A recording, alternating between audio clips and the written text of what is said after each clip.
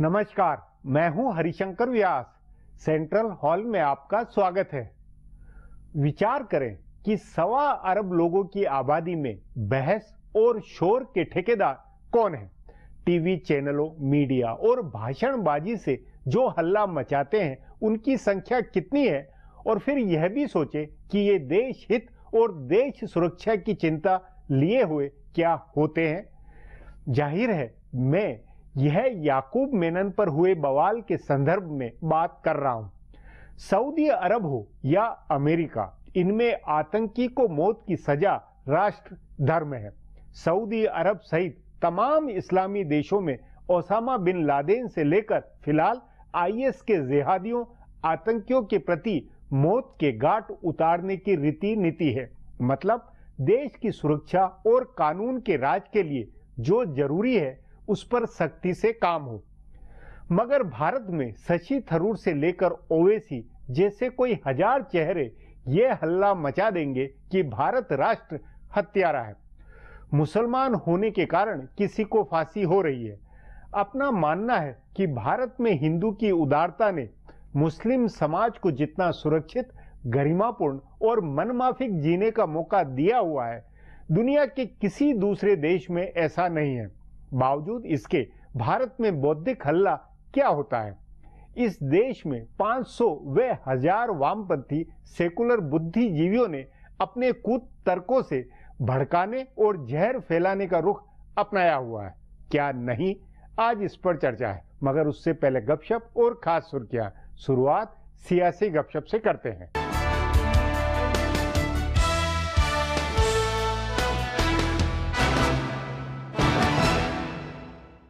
उत्तर प्रदेश में कांग्रेस को क्या करना है, इसे लेकर कंफ्यूजन है। पार्टी के नेता यूपी के अभियान की रूपरेखा नहीं तय कर पा रहे हैं। प्रदेश प्रभारी मधुसूदन मिस्त्री और प्रदेश अध्यक्ष निर्मल खत्री दोनों को हटाना है, लेकिन वो फैसला भी पिछले 6 महीने से अटका हुआ है। हालांकि जानकार सूत्रों का कहना है कि मिस्त्री महासचिव बने रहेंगे, पर उत्तर प्रदेश का प्रभार उनके पास नहीं रहेगा। राहुल गांधी के लिए मिशन यूपी की तैयारी से जुड़े सूत्रों का कहना था कि पहले ये तय हुआ था कि राहुल गांधी वाराणसी से अपना अभियान शुरू करेंगे। प्रधानमंत्री नरेंद्र मोदी के चुनाव क्षेत्र में सभा करके राहुल पूर्वी उत्तर प्रदेश में पदयात्रा करेंगे, लेकिन अभी इस प्रस्ताव को ठंडे बस्ते में डाल दिया गया है। अभी राहुल 2 दिन के लिए अपने चुनाव क्षेत्र अमेठी में हैं और वहां से लौटने के लिए नई योजना पर मुहर लगेगी। अब बताया जा रहा है कि राहुल का अभियान पश्चिम यूपी से शुरू हो सकता है। वे 10-11 सितंबर को मथुरा में होने वाले पार्टी के सम्मेलन में हिस्सा लेंगे। उनके कुछ करीबी नेता उसी समय उनकी पदयात्रा का कार्यक्रम भी बना रहे हैं। बताया जा रहा है कि भूमि अधिग्रहण बिल पर मिली जीत का प्रचार पश्चिमी यूपी में करने की योजना है।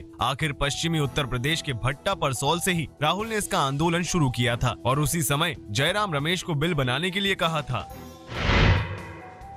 केंद्र सरकार और भाजपा के संसदीय प्रबंधक राज्यसभा में 2/3 बहुमत का जुगाड़ करने में जुट गए हैं। वस्तु व सेवा कर बिल यानी जीएसटी को पास कराने के लिए सरकार को सदन में मौजूद और वोट देने वाले सदस्यों के 2/3 बहुमत की जरूरत है। इस लिहाज से सरकार को 163 वोट की जरूरत होगी। ये तभी संभव है जब कांग्रेस और लेफ्ट को छोड़कर बाकी सभी पार्टियां सरकार के समर्थन में वोट करें। कांग्रेस और लेफ्ट को मिलाकर 78 सांसद हैं। इसके अलावा सरकार के पास कोई रास्ता नहीं है। अगर सरकार के प्रबंधक कुछ पार्टियों को अनुपस्थित करने की रणनीति बनाते हैं, तब भी सदन में मौजूद रहने वाली सभी पार्टियों को वोट करना होगा। यानी ये अनिवार्य लग रहा है कि कांग्रेस और लेफ्ट को छोड़कर बाकी सारी पार्टियां या तो सरकार के बिल के पक्ष में वोट करें या सदन से गैर हाजिर रहें। केंद्रीय वित्त मंत्री अरुण जेटली और पार्टी व सरकार के संसदीय प्रबंधक इस योजना पर काम कर रहे हैं। जेटली ने अन्ना डीएमके प्रमुख जयललिता से बात की है। उन्होंने ममता बनर्जी से इस बारे में बात की और सपा को भी समर्थन के लिए तैयार किया। जनता दल यू और बीजू जनता दल बिल का समर्थन करने को तैयार है। महाराष्ट्र और तमिलनाडु को बिल पर कुछ आपत्ति है। अगर सरकार उसे दूर करती है और इन राज्यों की पार्टियां समर्थन को तैयार हो जाती हैं, तो सितंबर के शुरू में संसद का सत्र फिर से बुलाया जा सकता है।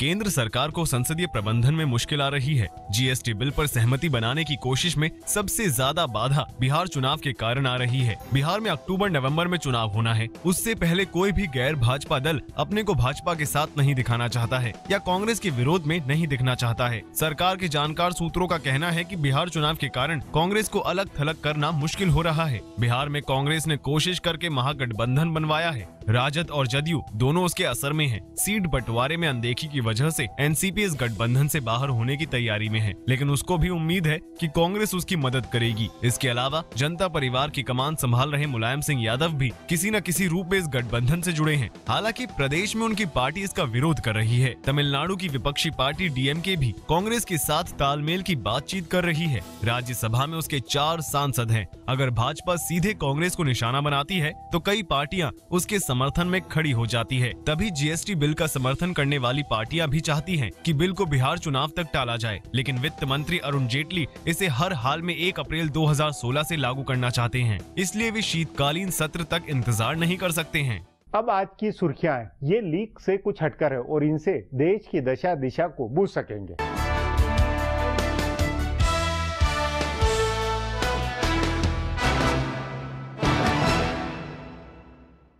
प्रधानमंत्री नरेंद्र मोदी ने आज बिहार के लिए 1.25 लाख करोड़ रुपए के विशेष आर्थिक पैकेज का ऐलान किया। उन्होंने आरा में पटना बक्सर 4 लेन हाईवे और कुछ दूसरी सड़क परियोजनाओं का उद्घाटन करने के बाद अपने भाषण में बिहार के लिए 1.25 लाख करोड़ रुपए के पैकेज की घोषणा की। उन्होंने इसके साथ ही पहले की बची हुई परियोजनाओं और पैकेज का 40,000 करोड़ रुपए अलग से देने का ऐलान किया। इस तरह से विशेष पैकेज के तहत बिहार को मिलने वाली राशि 1,65,000 करोड़ रुपए हो जाएगी। आरा में प्रधानमंत्री ने अपने भाषण की शुरुआत भोजपुरी में की और लोगों से कहा कि वे बिहार को देश के हर कोने से जोड़ना चाहते हैं। उन्होंने मुख्यमंत्री नीतीश कुमार पर निशाना साधते हुए कहा कि वे बिहार को बीमारू राज्य बताने पर मुख्यमंत्री नाराज हो गए, लेकिन अगर बिहार बीमारू राज्य नहीं है तो वे बार बार मांगते क्यों रहते हैं। आरा में इस कार्यक्रम के मौके पर मंच पर पीएम के साथ सड़क परिवहन मंत्री नितिन गडकरी, संचार मंत्री रविशंकर प्रसाद, रामविलास पासवान और राजीव प्रताप रूडी मौजूद थे।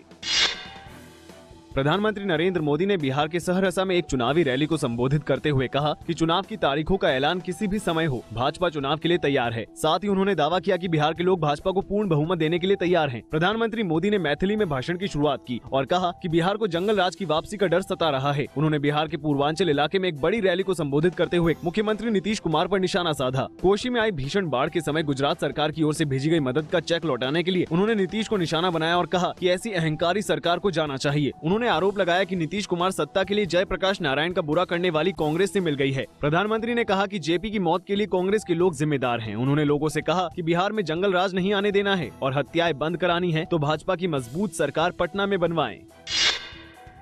प्रधानमंत्री नरेंद्र मोदी ने 1 रैंक 1 पेंशन के मसले पर आमरण अनशन कर रहे पूर्व सैनिकों से 10 दिन के लिए अनशन रोकने की अपील की है। प्रधानमंत्री मोदी के प्रधान सचिव नपेंद्र मिश्रा ने जंतर मंतर पर जाकर अनशन कर रहे पूर्व सैनिकों से मुलाकात की और उन्हें प्रधानमंत्री का संदेश दिया। उन्होंने पूर्व सैनिकों से कहा कि वे 10 दिन के लिए अपना अनशन स्थगित कर दें ताकि इस मामले में कोई फैसला किया जा सके। गौरतलब है कि 2 पूर्व सैनिकों ने कल से आमरण अनशन शुरू किया है। कल ही तीनों सेनाओं के 10 पूर्व प्रमुखों ने प्रधानमंत्री को एक खुली चिट्ठी लिखी थी जिसमें उन्होंने जल्दी से जल्दी 1 रैंक 1 पेंशन योजना लागू करने की अपील की। पूर्व सेना प्रमुखों ने 14 अगस्त को धरना दे रहे पूर्व सैनिकों को जोर जबरदस्ती हटाने के मामले की भी जांच की अपील की है। कांग्रेस उपाध्यक्ष राहुल गांधी ने आज केंद्र की नरेंद्र मोदी सरकार पर हमला बोला। उन्होंने कहा कि मोदी सरकार सिर्फ देश के पूंजीपतियों के लिए काम करती है। राहुल ने कहा कि देश हित के बारे में सिर्फ कांग्रेस ही सोचती और काम करती है। अपने चुनाव क्षेत्र अमेठी के 2 दिन के दौरे पर गए राहुल ने आज कांग्रेस को मजबूत बनाने की जरूरत बताई। उन्होंने केंद्र सरकार पर पूंजीपतियों के लिए काम करने का आरोप लगाते हुए भूमि अधिग्रहण कानून का जिक्र किया। उन्होंने कहा कि सरकार इस कानून के जरिए किसानों की जमीन किसी कीमत पर हड़पना चाहती है, लेकिन कांग्रेस इसका पुरजोर विरोध करेगी। उन्होंने लोगों से कहा कि वे कांग्रेस को मजबूत करे क्योंकि देश का भविष्य कांग्रेस के हाथों में ही सुरक्षित है। फिलहाल अब एक ब्रेक है, फिर खुलासा होगा।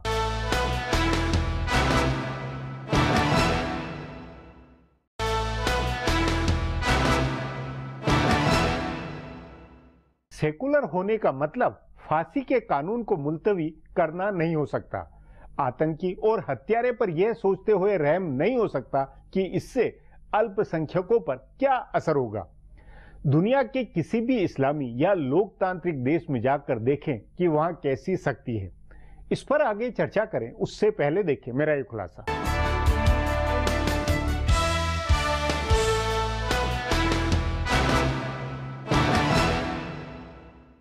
भारत में बहुत कम विषयों पर बौद्धिक बहस होती है। इसमें सबसे प्रिय विषय धर्मनिरपेक्षता का है। हर मामले की बहस अंततः इस बात से जुड़ती है कि ये भारत की कथित धर्मनिरपेक्षता का अनुकूल है या नहीं। आर्थिक, सामरिक, कूटनीतिक और राजनीतिक सारी बहसें अंततः इसी बिंदु पर पहुंचती हैं। तभी भारत पर हमले के दोषी एक आतंकवादी को सजा होती है तो उसकी बहस भी इसी बिंदु पर पहुंचकर समाप्त होती है कि इससे भारत की धर्मनिरपेक्षता, उदारता और बहुलता की भावना आहत हुई है। एक आतंकवादी को भी फांसी देने की बात कानूनी पहलू से नहीं देखी जाती है। तभी याकूब मेमन की फांसी पर ऐसा बतंगड़ बनाया गया। भारत की जो बौद्धिक जमात हर बहस में ये कहती है कि आतंकवाद का कोई धर्म नहीं होता है, उन्होंने याकूब की फांसी के बाद कहा कि ये देखना चाहिए था कि इसका मुस्लिम मानस पर क्या असर होगा। जब आतंक का कोई धर्म नहीं होता तो फिर याकूब की फांसी का किसी एक धर्म से क्या लेना देना। जिस तरह बंगाल में बलात्कार और हत्या के जघन्य अपराध में धनंजय चटर्जी को फांसी दी गई तो हिंदू मानस पर कोई असर नहीं हुआ, वैसे ही देश पर हमला करने वाले याकूब की फांसी का असर भी मुस्लिम मानस पर नहीं होना चाहिए। दुनिया के किसी भी देश में इस तरह की बहस नहीं होती है। इस्लामी देशों में तो इसकी चर्चा तक नहीं होती है। वहाँ अलग अलग अपराध के लिए एक से एक भयंकर सजा तय है और उन पर बिना किसी भेदभाव के अमल किया जाता है। आतंकवाद को लेकर संयुक्त अरब अमीरात जैसा देश कैसे सोचता है, इसकी झलक प्रधानमंत्री नरेंद्र मोदी की यात्रा में मिलती है। उसने दो टूक अंदाज में दुनिया भर के देशों से कहा कि वे आतंकवाद को प्रश्रय देना बंद करें। भारत के साथ बयान में एक तरह से उसने पाकिस्तान को संदेश देते हुए कहा कि उसे अपनी धरती से आतंकवादी संगठनों को प्रश्रय देना बंद करना चाहिए। उसे इस बात की चिंता नहीं है कि आतंकवाद पर उसकी चेतावनी का इस्लामिक देशों, खासकर पाकिस्तान पर क्या असर होता है, लेकिन भारत में इसकी चिंता की जाती है। सरकारें, पार्टियां और बौद्धिक जमात तीनों इस बात की चिंता करते हैं। पिछले 25 साल में जिन 21 लोगों को फांसी हुई है उनमें से सिर्फ 4 मुस्लिम हैं। लेकिन देश की बौद्धिक जमात इस बात पर बहस कर रही है कि एक के बाद एक 3 मुस्लिम फांसी पर लटका दिए गए। जब लगातार दूसरे धर्मों के लोग फांसी पर लटकाए जा रहे थे तब ये बहस नहीं थी। इसलिए आज की ये बहस खतरनाक है। बेअंत सिंह के हत्यारे को क्यों नहीं फांसी हुई, या राजीव गांधी के हत्यारों की फांसी क्यों रोकी गई, और संसद पर या मुंबई पर हमला करने वालों को क्यों फांसी दी गई। ये सिर्फ कानूनी बहस का मसला होना चाहिए। इसका इस्तेमाल लोगों की भावनाएं भड़काने के लिए नहीं किया जाना चाहिए। लेकिन दुर्भाग्य से भारत में इस पर कानूनी बहस से ज्यादा बहस सांप्रदायिक और धर्मनिरपेक्षता के नजरिए से हुई है। इस बहस में शामिल जमात बहुत छोटी है और इसका स्वार्थ भी बहुत छोटा है। लेकिन इस छोटे से स्वार्थ के लिए ये जमात देश की बड़ी आबादी के मन में कुंठा, अलगाव, द्वेष और दुराव की भावना भर रही है, जिसका भारत पर बड़ा असर हो सकता है। अब एक ब्रेक है, उसके बाद भारत की बौद्धिक जमात पर चर्चा करेंगे।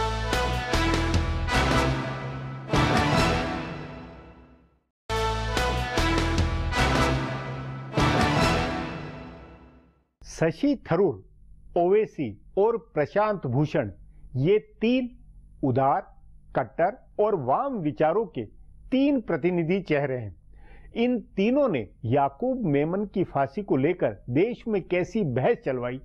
तभी सवाल है कि आजाद भारत में बौद्धिकता कैसी बनी, कैसा डर और क्या सत्य लिए हुए है। इस पर चर्चा के लिए आज मेरे साथ वरिष्ठ पत्रकार विनीत नारायण है।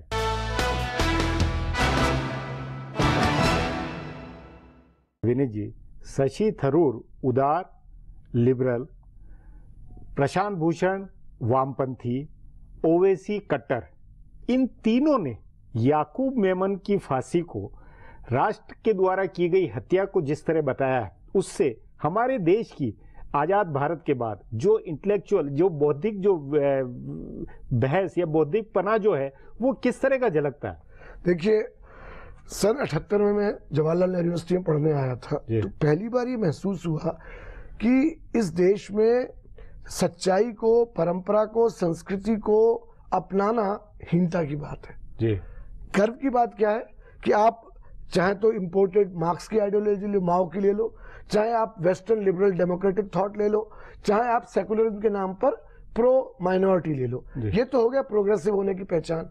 अगर आप, मैं ये नहीं कहता, जो लोग कहते हैं गर्व से कहो हम हिंदू हैं, उनकी हर बात से हम सहमत नहीं है, लेकिन हिंदू होने के साथ में जो अगर उसका गर्व का भाव, मैं क्या कह रहा हूँ, गर्व से कहो हिंदू के नाम पर कूड़ा करकट सबको एंडोर्स करना, आसाराम बापू जैसे लोगों को कोई अगर करता है एंडोर्स करना, धर्म के नाम पर धंधे करना, ये उतना ही कंडेमेबल है, उतना ही निकृष्ट भी है जिस तरह का, जैसा कि मुस्लिम फंडामेंटलिज्म। पर अब इस देश में क्या हो गया कि पहले तो आपको पता ही है कि 19वीं सेंचुरी में 20 से अंग्रेजों ने मैकॉले की ऐसा करा कि हम लोगों के अंदर हीनता का भाव पैदा किया। आज़ादी के बाद वो हट जाना चाहिए था। जिस नेहरू को एक्यूज किया जाता है, जिस इंदिरा गांधी को एक्यूज किया जाता है कि साहब उन्होंने सेकुलरिज्म के नाम पे तुष्टीकरण किया, उनकी भी अगर जीवन देखिए तो वो भी कितने आध्यात्मिक थे।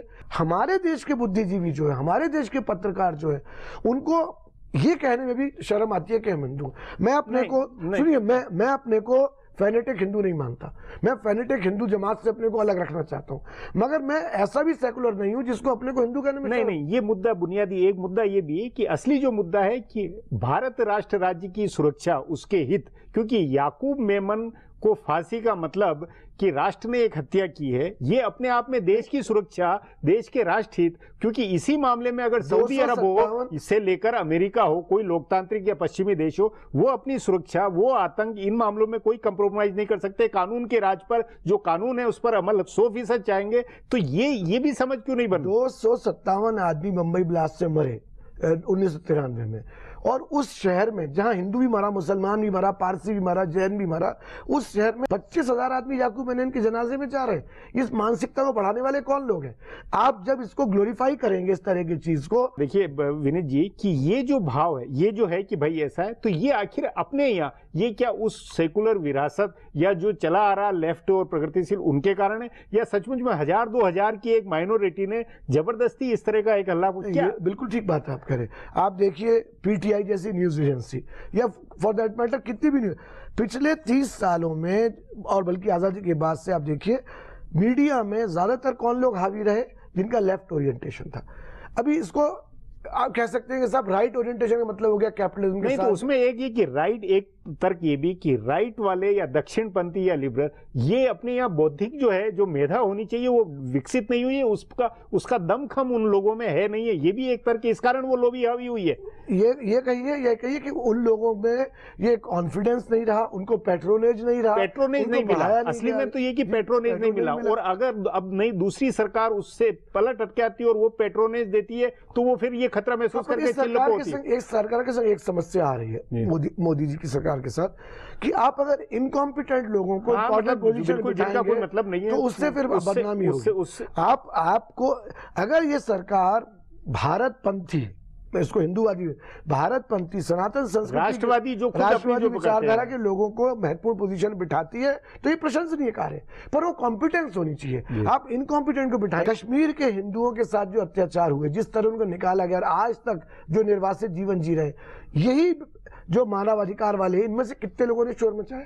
सरबजीत की फांसी हुई, इस देश में कोई हल्ला मचा, ये सब तो एक हकीकत है, लेकिन इस हकीकत को काउंटर करने के लिए या इसको जवाब देने के लिए उसके समानांतर दूसरी लोबी या दूसरा विचार जो केंद्रित, जो उसमें गड़बड़ वही हो रही जब हम लोग बात कर रहे हैं कि उत्साह के अतिरेक में आज 50-60 साल बाद सनातन मानसिकता के लोगों को लग रहा है कि साहब इस सरकार में हमको पेट्रोनेज मिलेगा, तो वो ओवर रिएक्शन कर रहे हैं। उनको चाहिए क्या? तर्क से, अपने ज्ञान के आधार पर काटेंगे। लेकिन क्या लगता है आपको कि इनकी जो शोर की जो ताकत है, वो क्या आगे ये मतलब उसका आगे का क्या भविष्य देखते हैं? देखिए, अगर तो हमारी इस सरकार ने, जो प्रेजेंट सरकार है, इस सरकार से अलग अगर देखा जाए, पूरे मैसेज के अंदर और जनता के रुझान को देखा जाए और बहुसंख्या को देख के तो हमेशा से आक्रोश होता था। जब हम जेएनयू पढ़ते थे और कभी मुरादाबाद जैसे शहर में गए जहाँ दंगे हुए और हमने सेकुलरिज्म की बात की, जिस तरह की ब्रेन वॉश, तो हमारे मित्र कहते थे कि ये भाषण वहां देना जहाँ दंगा हो रहा है, वहां देखे तुम्हारे अंदर कितना दम। जैसे अभी भी कह रहे हैं कि सरबजीत की जो माफी की मांग कर रहे हैं, उनसे कहो जो पंजाब में टेररिस्ट आए तो उनको फेस करे जाके।